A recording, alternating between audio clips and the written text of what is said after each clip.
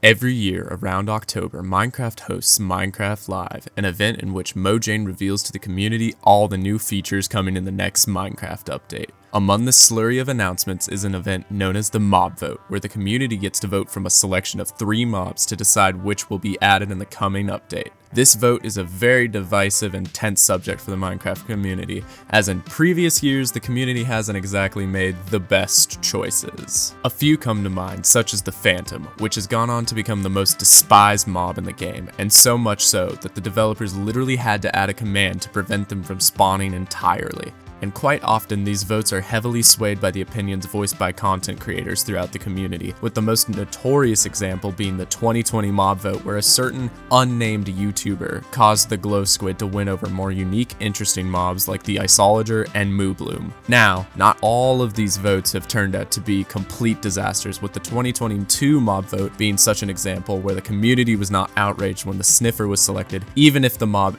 did end up becoming mostly forgotten later on. This brings us to September of this year, when Minecraft Live 2023 was announced to be October 15th, and inevitably the mob vote caused questions to swirl throughout the community. What would be this year's candidates? What theme are they centered around? And what sort of game-changing features can we expect to see along with them? Flash forward to present day, and each mob has been revealed, with each boasting its own unique mechanic.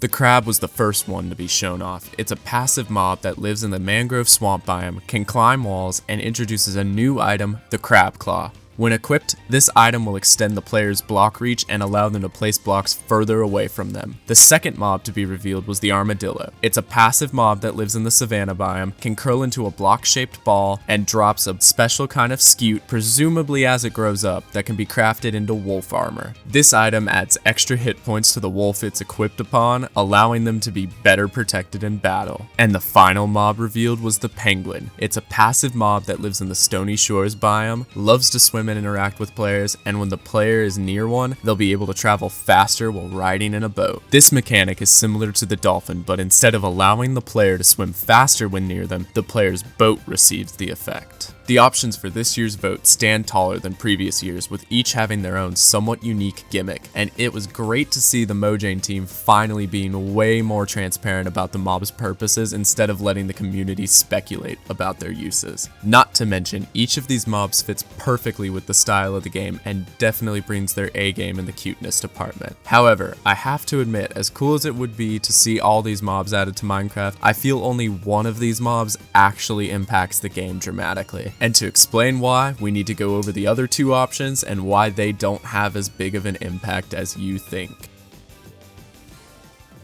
Let's start off with the penguin, a mob that when first making this list I believed to be the worst option, but now considered the average middle of the road mob. For starters, its ability that allows for faster boat speeds might sound cool on paper, but if you think about it for a moment, when was the last time you used a boat as your primary transportation method? The last time I can ever remember using one was when I first created my world, and this is the same for many players out there. As soon as you have access to the elytra, other forms of transportation are almost inconsequential due to the extreme flexibility and efficiency of that item. Therefore, the penguin seems like the mob that lacks depth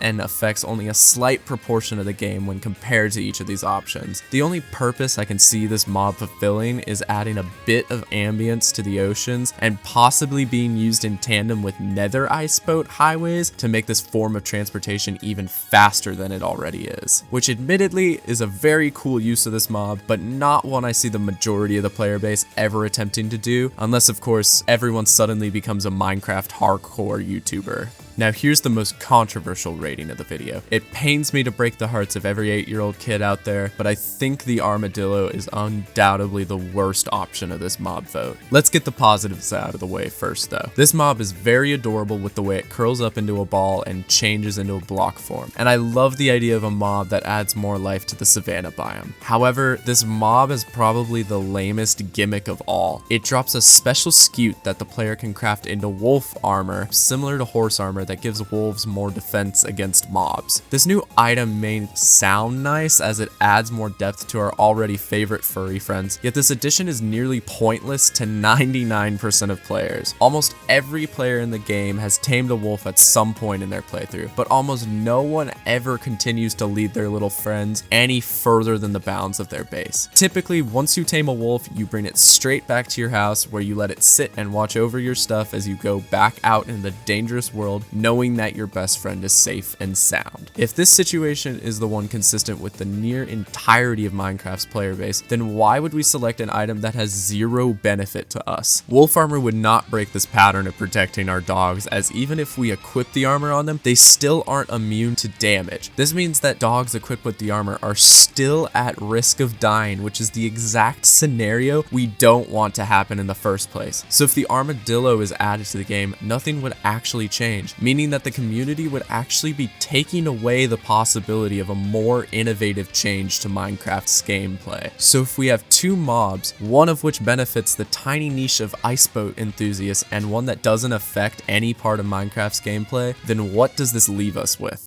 The final option for the mob vote is without a question the most game-changing one, the crab. The entire gimmick behind this mob's addition is adding an item that extends block reach in the most fundamental part of Minecraft, building. Building is everything in Minecraft, whether it be a simple starter house or a massive automatic farm or a mega base or just simply beating the game. Building and placing blocks is integral in the entire process. So what happens when you introduce an item in the game that improves one of the most universal aspects of Minecraft? You consequentially improve the entirety of Minecraft and make building easier and more accessible for all players of all ages. Imagine being able to use the crab claw to build a massive castle that you always wished you could when you were a kid. You know, the one that looked like this and you ended up stopping at this, all because you realized how tedious it would be to build on such a massive scale. There's even more uses to be found through this item alone. Like for example, imagine you fell and you need to water bucket clutch to save your life. Lucky for you, you had a crab claw in your offhand. Now you're able to place the water bucket even further below you, making it way easier to clutch and actually save your life. This item even has massive implications for PvP, with the crab claw allowing players to place things such as lava and end crystals further away from you, giving you an immense advantage over your opponents. I haven't even mentioned the item's best feature yet.